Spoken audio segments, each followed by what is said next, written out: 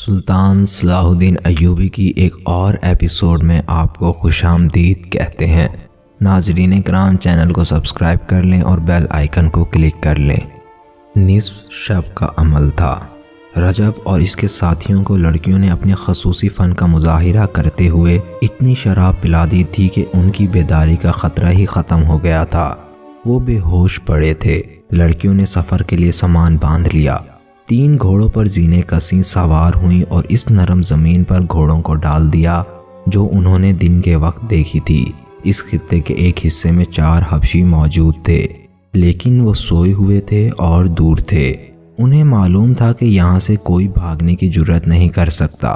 اگر بھاگے گا تو صحرا اسے راستے میں ہی ختم کر دے گا۔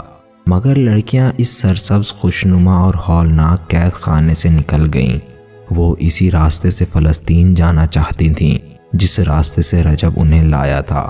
وہ تھیں تو غیر معمولی طور پر ذہین اور انہیں عسکری تربیت بھی دی گئی تھی، مگر انہیں یہ علم نہیں تھا کہ صحرا میں اس قدر فریب چھپے ہوئے ہیں جو دانش مندوں کو بھی عقل کا اندھا کر دیا کرتے ہیں۔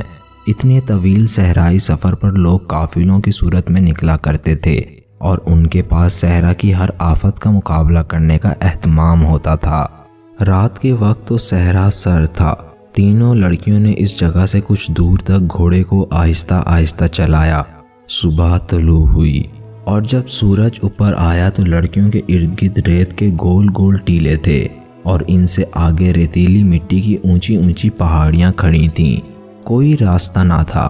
انہوں نے سورج سے اپنی سمت کا اندازہ کیا اور ٹیلوں کی بھول بھلائیوں میں داخل ہو گئیں۔ گھوڑے پیاسے تھے۔ ہر گھوڑے پر پانی کا ایک ایک چھوٹا مشکیزہ تھا جو ایک دن کے لیے بھی کافی نہیں تھا۔ گھوڑوں کو کہاں سے پانی پلایا جاتا؟ لڑکیاں کسی نخلستان کی تلاش میں چلتی چلی گئیں۔ سورج اوپر اٹھتا گیا اور صحرا کو دوزخ بناتا گیا۔ نخلستان کا کہیں نشان اور تصور بھی نظر نہیں آتا تھا۔ رجب اور اس کے ساتھی سورج طلوع ہونے کے بعد بھی نہ جاگے۔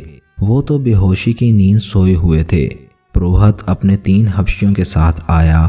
اس نے سب سے پہلے لڑکیوں کے خیمے میں دیکھا۔ خیمہ خالی تھا۔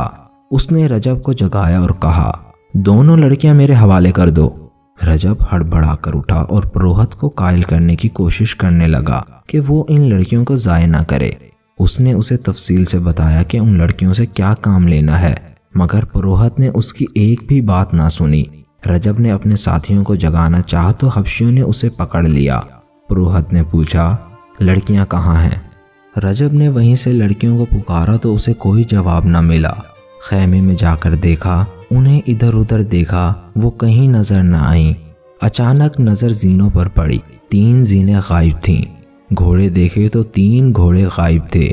رجب نے پروہت سے کہا، وہ تمہارے ڈر سے بھاگ گئی ہیں۔ تم نے بڑے کام کی لڑکیوں کو بھگا دیا ہے۔ انہیں تم نے بھگایا ہے، پروہت نے کہا، اور اپنے 3 حبشیوں سے رجب کے متعلق کہا، اسے لے جا کر باندھو۔ اس نے انگوک کے دیوتا کو پھر ناراض کر دیا ہے۔ اچھے سواروں کو بلاؤ اور لڑکیوں کا پیچھا کرو، وہ دور نہیں جا سکتی۔ رجب کے احتجاج اور منت سماجت کو نظر انداز کرتے ہوئے حبشی اسے اپنے ساتھ لے گئے اور ایک درخت کے ساتھ اسے اس طرح باندھ دیا کہ اس کے ہاتھ پیٹھ پیچھے باندھے ہوئے تھے۔ اس کے سوئے ہوئے ساتھیوں کے ہتھیار اٹھا لیے گئے۔ پھر انہیں جگا کر دھمکی دی گئی کہ وہ یہاں سے ہلے تو قتل ہو جائیں گے۔ تھوڑی دیر بعد 6 گھڑ سوار اور شتر سوار آ گئے۔ انہیں لڑکیوں کے تعاقب میں روانہ کر دیا گیا۔ ریت پر 3 گھوڑوں کے قدموں کے نشان صاف تھے۔ اسی سمت کو یہ حبشی سوار انتہائی رفتار سے روانہ ہو گئے۔ لڑکیوں کو پکڑنا آسان نہیں تھا کیونکہ فرار اور تعاقب میں 8-10 گھنٹوں کا فرق تھا۔ حبشی سواروں کو یہ سہولت حاصل تھی کہ وہ صحرا کے بھیدی تھے اور مرد تھے، سختیاں جھیل سکتے تھے۔ آگے جا کر انہیں یہ مشکل پیش آئی کہ ہوا چل رہی تھی جس نے ریت اڑا اڑا کر گھوڑوں کے کھڑے غائب کر دیے تھے۔ پھر بھی وہ اندازے سے چلتے گئے۔ 3-4 گھنٹوں کے تعاقب کے بعد انہیں ایک طرف سے آسمان پر افق کے کچھ اوپر تک مٹیالی سرخی دکھائی دی جو اوپر اٹھتی اور آگے بڑھتی آ رہی تھی۔ سواروں نے گھبرا کر ایک دوسرے کی طرف دیکھا۔ گھوڑوں اور اونٹوں کو پیچھے کی طرف موڑ کر سرپٹ دوڑا دیا۔ یہ صحرا کی وہ آندھی آ رہی تھی جو بڑے بڑے ٹیلوں کو ریت کے ذروں میں بدل کر اڑا لے جاتی تھی۔ کوئی انسان یا جانور کہیں رک کر کھڑا رہے یا بیٹھ جائے تو ریت اس کے جسموں کے ساتھ رک رک کر اسے زندہ دفن کر دیتی تھی۔ وہ بھاگ کر اونچے پہاڑی خطے تک پہنچنا چاہتے تھے جو بہت ہی دور تھا۔ وہاں تک آندھی پہنچ گئی تھی۔ اس خطے کے درخت دوہرے ہو کر چیخ رہے تھے۔ جھیل کے مگرمچھ پہاڑی کے آبی غار میں جا چھپے تھے۔ پروہت ایک جگہ زمین پر گھٹنے ٹیکے ہوئے ہاتھ ہوا میں بلند کرتا اور زور زور سے زمین پر مارتا تھا۔ ہر بار بلند آواز سے کہتا تھا، انگوک کے دیوتا اپنے قہر کو سمیٹ لے، ہم دو بہت ہی خوبصورت لڑکیاں تیرے قدموں میں پیش کر رہے ہیں۔ وہ اس آندھی کو دیوتا کا قہر سمجھ رہا تھا۔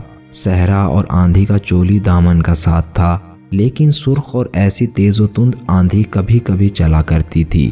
وہ حبشیوں کے خطرے سے تو بہت دور نکل گئی تھیں، مگر صحرا کے ایسے خطرے میں آ گئیں جو ان کے لیے جان لیوا ثابت ہو سکتا تھا۔ ان کے لیے دوسری مصیبت یہ آئی کہ ریت کی بوچھاڑوں اور آندھی کے زناٹوں سے گھبرا کر تینوں گھوڑے منہ زور اور بے لگام ہو کر دوڑ پڑے۔ وہ چونکہ اکٹھے بد کے تھے اس لیے اکٹھے ہی دوڑتے جا رہے تھے۔ اس سے یہ فائدہ تو ہوا کہ ریت میں دب جانے کا خطرہ نہ رہا، مگر یہ معلوم نہیں تھا کہ بے لگام گھوڑے کہاں جا رکیں گے اور وہ جگہ اصل راستے سے کتنی دور ہوگی۔ لڑکیوں میں اتنی ہمت نہیں تھی کہ وہ گھوڑوں کو قابو میں کر لیتیں، اور گھوڑوں میں اتنی ہمت نہیں تھی کہ زیادہ دور دوڑ سکتے۔ وہ پیاسے تھے، آدھی رات سے مسلسل چل رہے تھے۔ تھکن اور پیاس گھوڑوں کو بے حال کرنے لگی۔ ایک گھوڑا منہ کے بل گر گیا۔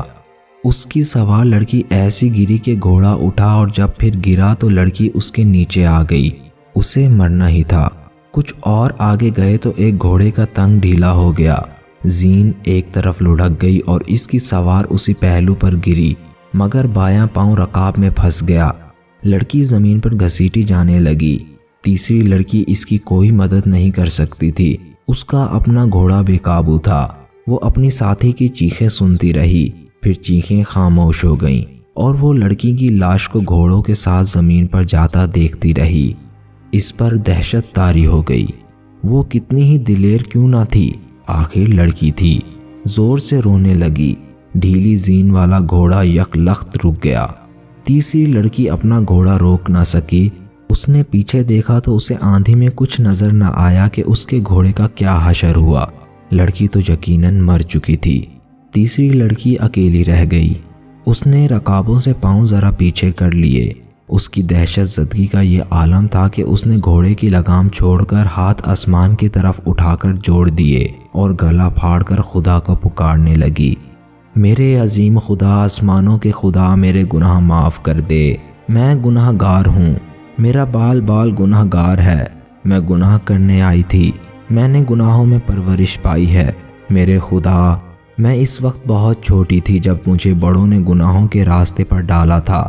انہوں نے مجھے گناہوں کے سبق دیتے جوان کیا اور کہا کہ جاؤ مردوں کو اپنے حسن اور اپنے جسم سے گمراہ کرو، ان کے ہاتھوں انسانوں کا قتل کرواؤ، جھوٹ بولو، فریب دو اور بدکار بن جاؤ۔ انہوں نے بتایا تھا کہ یہ سلیب کا فرض ہے، تم پورا کرو گی تو جنت میں جاؤ گی۔ وہ پاگلوں کی طرح چلا رہی تھی اور اس کے گھوڑوں کی رفتار گھٹتی جا رہی تھی۔ زارو قطار روتے ہوئے اس نے خدا سے کہا، تیرا جو مذہب سچا ہے مجھے اسی کا معجزہ دکھا۔ اس کے عقیدے متزلزل ہو گئے تھے۔ گناہوں کے احساس نے اس کے دماغ پر قابو پا لیا تھا۔ موت کے خوف نے اسے فراموش کرا دیا تھا کہ اس کا مذہب کیا ہے۔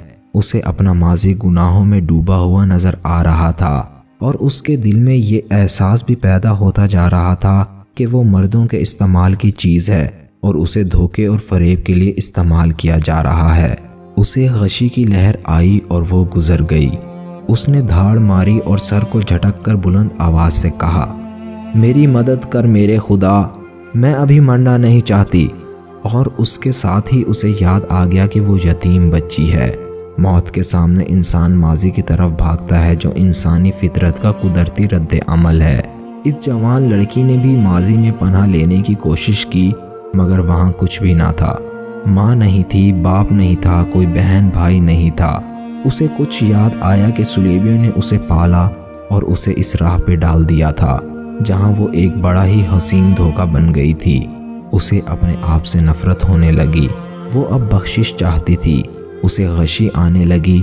گھوڑے کی رفتار سست ہو گئی تھی اور اس کے ساتھ آندھی بھی تھمنے لگی۔ لڑکی ہوش کھو بیٹھی تھی۔